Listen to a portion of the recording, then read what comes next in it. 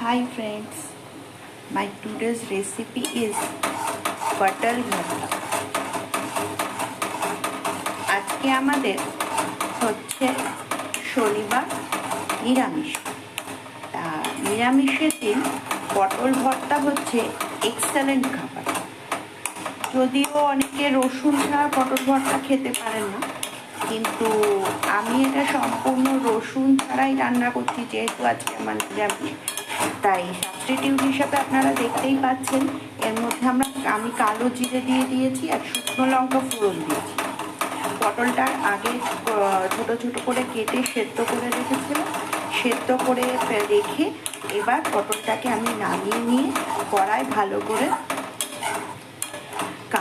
কালো জিরে আর শুকনো লঙ্কা ফোড়ন দিয়ে ভালো করে নাড়ছি। নেড়ে পটল একদম জল শুকনো হয়ে এলে তারপর আমি কড়া থেকে নামাবো। হ্যাঁ, অল্প নুন দিয়ে নিয়েছি, সাথে অল্প একটু চিনি। আপনারা যারা চিনি ব্যবহার করেন তারা চিনি দেবেন। আমি সচরাচর খাবারে চিনি দিই না, কেননা আমার বাড়িতে সুগার নামক রাজরোগ ঢুকে গেছে। সেই কারণে আমি সুগার ফ্রি স্টেভিয়া লিপস ব্যবহার করি খাবারে। আমি এখন সেটাই দিয়ে দিচ্ছি। হ্যাঁ, অল্প পরিমাণ লাগবে। একটা